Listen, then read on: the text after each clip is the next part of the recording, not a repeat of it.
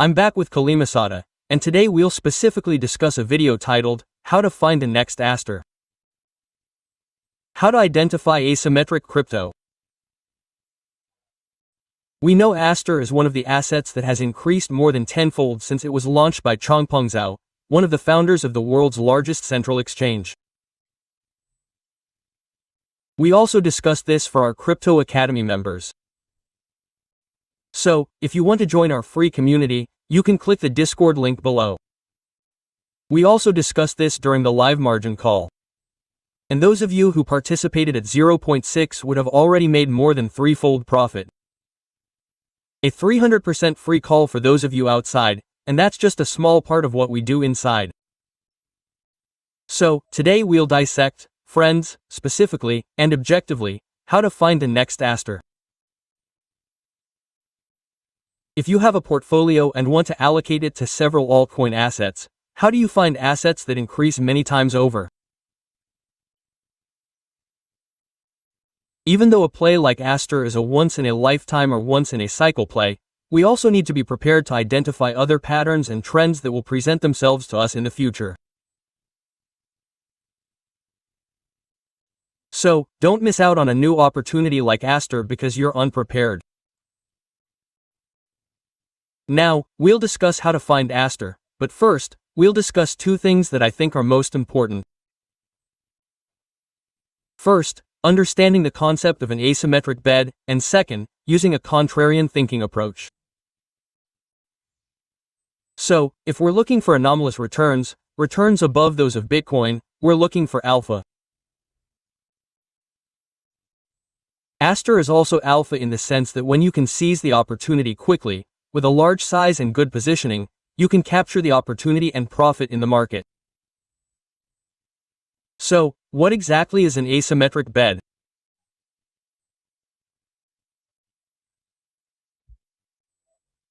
So, an asymmetric bed is a positioning where we take a trade or a position where the upside potential is many times higher than the potential loss we might incur.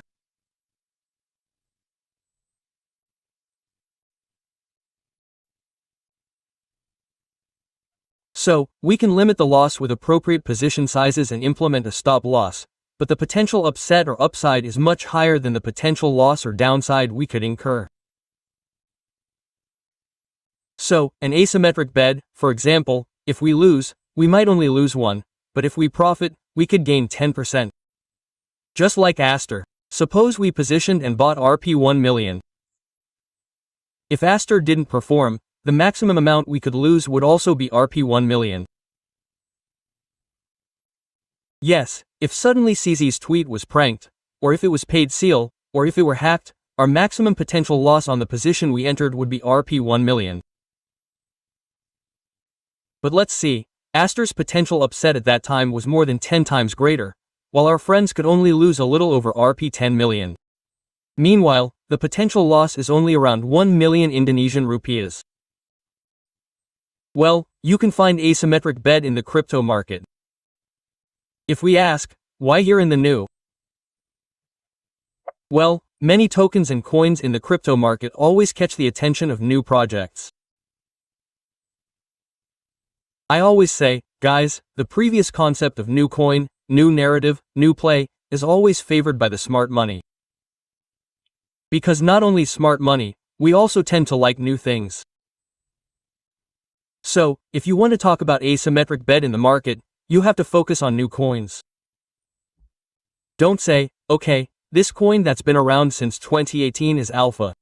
The answer is no. There's a big chance those coins and tokens will no longer see new all-time highs. So, you have to understand that you have to look for it, or you have to head there.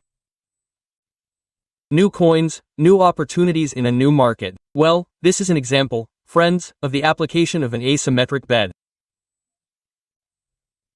I've often mentioned this sizing. The maximum when we have a slot for altcoins is 1/10, or 10% of the maximum slot we use. Suppose we have $1,000 to invest in altcoins, and the maximum for one coin is $100 when we enter. Suppose only one performing line, the one that became an Aster yesterday, already made a profit of over $1,000. So, if the other 6 lines lose money, or the other 9 don't perform, you still get a profit because this one line can cover all the losses. So that's the concept when you want to apply an asymmetric bet or asymmetric opportunity. So, for example, there's one line that increases 20-fold from this $100 to $2,000, and the other 9 lines that don't perform, which are minus $900, you get a profit of $1,100. So, you have to understand that not everything in the market is profitable. There are also recommendations you get from watchlists and so on. Those don't perform. Only one performs everything, and that happens in a lot of markets. So, you have to understand that hedge funds also have the same concept. Let's talk about EY Labs, which was previously Binance Labs. You can check it on the Chainbroker website and see what they invest in. They also don't all perform, you know. If you look here, only one aster is green in the last 7 days. Sway is red, Ethena is red, Aptos is red, Celestia is red. So, just one performer can cover all the underperformers. That's also the barbell strategy implemented by various hatchery funds around the world. So, they also understand, my friends, that it's difficult to find alpha in the market. That's why they implement a strategy called diversification. Now, we'll discuss the contrarian approach to finding alpha in the market. So, basically, finding alpha means higher returns and lower risk. We want to achieve a much higher potential return by finding alpha in the market. Meanwhile, the risk can be much lower. So, the benchmark is often how much profit we earn and how much risk we sacrifice.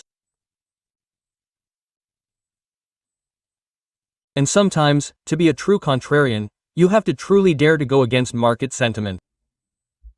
Usually, if most people are bullish, the market corrects. If most people are bullish, the market suddenly rises. So, going against the crowd is something you can do if you want to be a contrarian. As long as it's supported by data, facts, and figures. Don't suddenly be bullish just because the data says it's bullish, but you think contrarian. No way. Everyone is wrong, but without data, facts, and figures to back up your statement, it's the same as lying.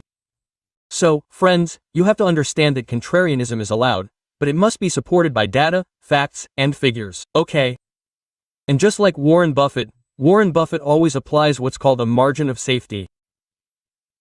He loves buying when it's cheap and selling when everything's hyped. That's where he makes a lot of profit. So, he likes things that are sleeping, undervalued, below the margin of safety. He feels safe buying, and then when everyone is in, he sells. So, you have to understand the concept of buying when it's cheap and selling when it's hyped. Well, it's the same as the contrarian case study. Back when large institutions weren't here, they always talked negatively about crypto, Bitcoin. Yes, we have the CEO of JP Morgan, the CEO of BlackRock saying Bitcoin is just a rock, Bitcoin is trash, Bitcoin is a Bitcoin bubble, and so on. But now that the price is high and their companies have exposure to Bitcoin, they say Bitcoin is the future. Bitcoin is the future of money. Bitcoin will reach millions of dollars. That's where, as true contrarians, we have to think, why didn't you like this item before when it was undervalued? And now that it's relatively overvalued, why do you like it? That has to be a very objective question in our minds. It means they always act according to what retailers think. So, retailers like something overpriced, something that's too late, and they hope to seize the opportunity to sell when everyone is greedy. Okay, and we'll discuss how this hedge fund strategy also seeks potential alpha in the market. Okay, first, let's talk about the hedge fund's success formula. First, they don't look at price, they look at fundamentals. Who is the development team? What is the project's utility? What is the technology like? Is the tokenomics good or bad? And what is the community like? They don't look at price. As long as the fundamentals are good, they will continue to invest in that altcoin. Conversely, if the fundamentals are all bad, and the price is cheap, they won't buy. To support their fundamental analysis, they also conduct a very in-depth on-chain analysis, including total value lock, how many assets are in the protocol. Then, how many active wallets are there, and what is the token growth rate like? They always analyze, and they always like mispricing and inefficiency. When an asset has a large TVL but is still relatively cheap, or, for example, if its market cap is still small while its TVL is large, they can see, oh, this is mispricing, it should be priced higher. So, hedge fund also looks at what's suitable for us to buy now, and then. They really enjoy networking and seeking information, especially if they want to get in before the project goes live. So, they create a formation to acquire various tokens at prices before they're listed on centralized exchange. Furthermore, almost all of the hedge fund strategies that I broke down, 60 to 80% of their portfolio are in Bitcoin. Why? Because they know it's only going to rise in the long term. In fact, very few have significant exposure to Ethereum, so, mostly 60 to 80% is in Bitcoin, with the rest of the portfolio going to stable coins and altcoins. So that's how hedge fund plays. If you have the same approach, you're already in line with the hedge method. The core satellite strategy I mentioned to my friends is also worth considering. Searching for the next big thing, like searching for asters, is never certain. It's a combination of art and science, involving technical analysis, fundamentals, indicators, and sentiment. But you have to be able to capture that moment at the right time, in the right place, and with the right size. Because it's useless if you think, okay, big thing, but you're like, wow, is it really true? Then you hesitate to enter, and your position is 10% lower than it should be. That can cause you to underexpose yourself into a play that's experiencing significant growth. And I don't want that to happen to you. So, how do you identify asymmetric opportunities in the crypto market? First, always monitor new trends and sectors. We know that in 2020, there was a lot of excitement around DeFi, decentralized finance, which was thought to be able to replace banks and so on because of everything COVID-19. Then there was the NFT trend in 2021 with gaming, metaverses, and so on. Okay, then the trend changed, friends, in 2023. The trend experienced an increase and so on. So, you guys have to be able to spot opportunities.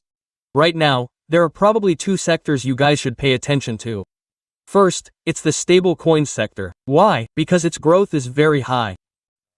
And now, Alpha says that many blockchains are built specifically for stable coin transfers and also utilizing stable coins. So, the stable coin narrative is one we should pay attention to now. And second, okay, you guys have to pay attention to the narrative of perp DEX or perpetual decentralized exchanges, which have actually existed since the days of DDX and so on, but they don't capture better than hyperliquids. So, hyperliquids have a community, a network, and a truly seamless product. Okay. And that community push is what's creating a lot of demand. And now that Aster has emerged, you can see that I'm talking about the market starting to take off.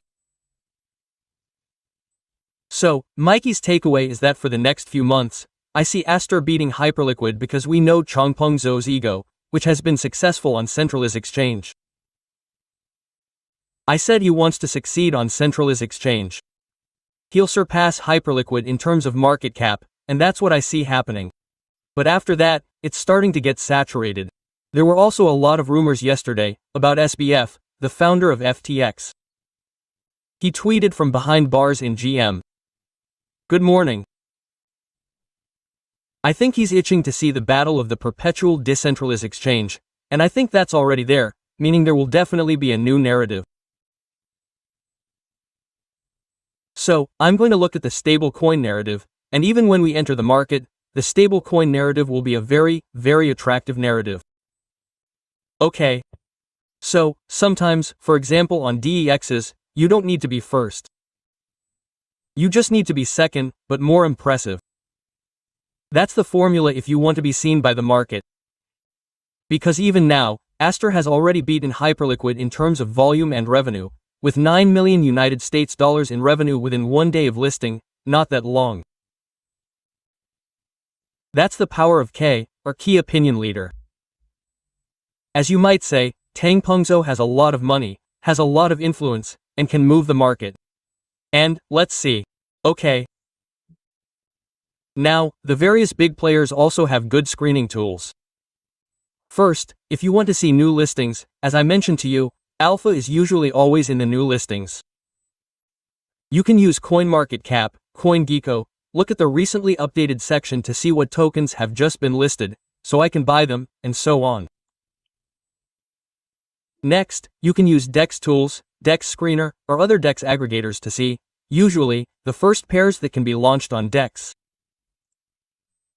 Because previously, Aster, also called APX, is the origin contract from Aster, which is also live on the BSC network. So, next, you can also look at social media and sentiment. Twitter or X is the best place to get alpha, and you can also use Kato's Lunar Cross sentiment to curate information sharing from Twitter. But if you don't have those tools, turning on notifications on Twitter and bookmarking a lot of alpha can also be quite interesting. Next, on-chain alerts.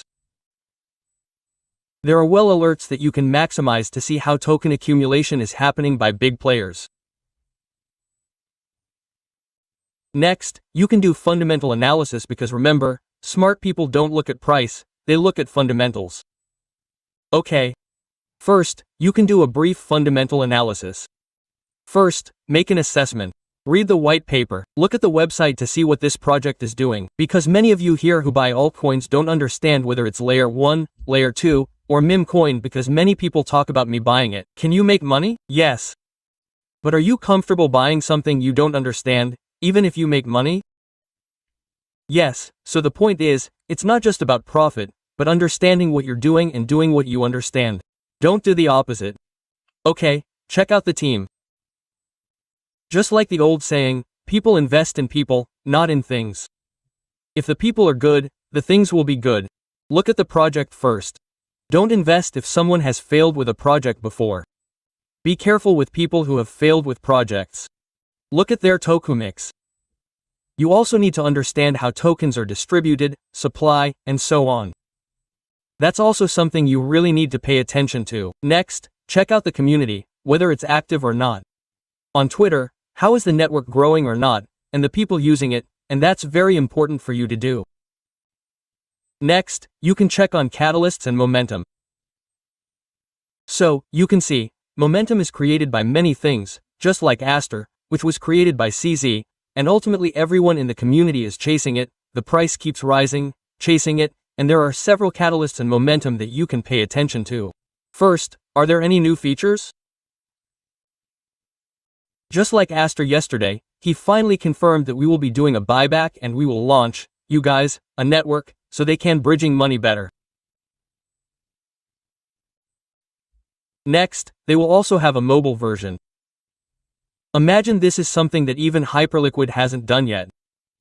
So you guys also have to see if there are any positive catalysts in the market. It will also be listed on a major exchange. The exchange is CZ. CZ's check hasn't listed yet either. Okay, the strategic partnership yesterday also included a partnership with Trust Wallet. Okay, influencer support automatically because CZZE tweeted, so everyone is here.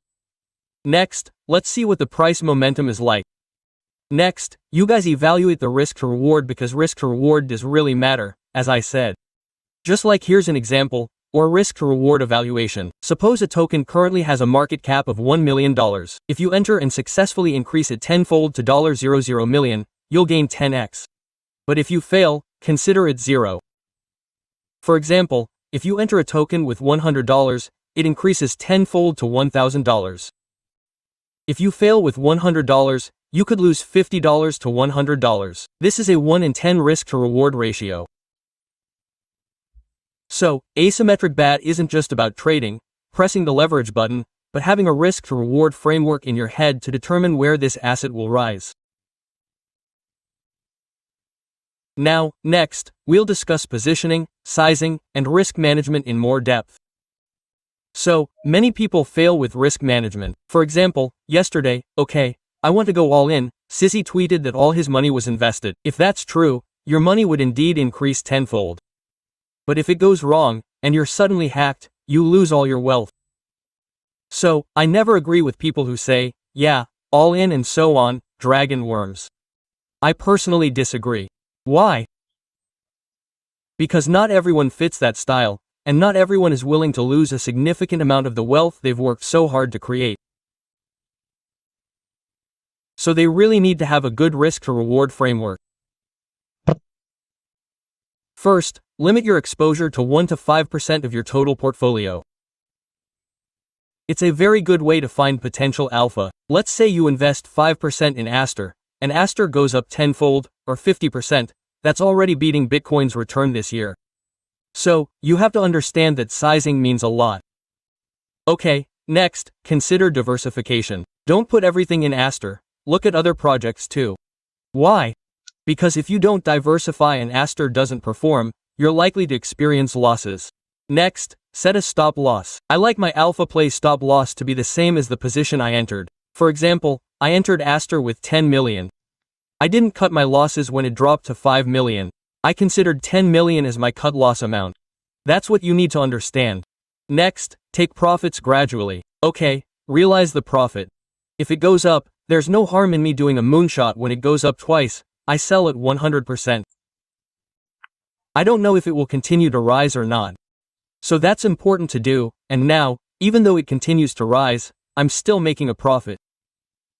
Next, evaluate your portfolio periodically to see if you can hold it longer or not. Okay, here are some case studies of asymmetric BADs that have yielded billions in profits. Okay, here's an example. In the past, many people thought the Bainu coin was just a viral sensation.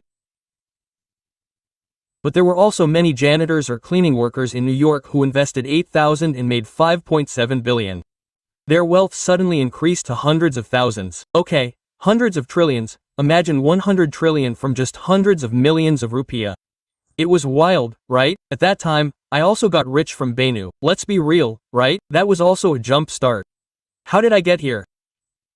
I don't deny the fact of luck. Yes, it means a lot. Luck means a lot. But then again, I had a framework in mind at the time, even though I only invested $100. I saw the risk to reward could increase tenfold. Okay, that's why I only invested $100,000 from my capital, which at that time was only around Rp 2 million, after it grew from Rp 30 million. Next, you guys also have to look at the portfolio approach. That's very important. Research is also very important, tools and resources that you guys can maximize to find the next big thing. We're not affiliated, we just use these various projects. For analysis and aggregator websites, you can use CoinMarketCap, CoinGecko, and DeviLlama to see TVL, active usage, and so on. CoinMarketCap, CoinGecko. These are basic cryptodata for viewing websites, white papers, prices, and charts. Next, for on-chain, you can use Glassnode, Sentiment, Dun, and Masari. These tend to be more of a refresher. But I think Delhi Digital's research is more up to date. Next, for social media, use X, Telegram, Reddit, or other news platforms. You can also use the Crypto Academy, and we always provide free daily news to you every day. So, click the Discord link below to get daily news. Next, there's the event calendar, CoinMarketCall.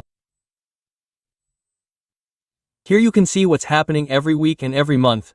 You can use the catalyst here. Next, you can screen your own criteria.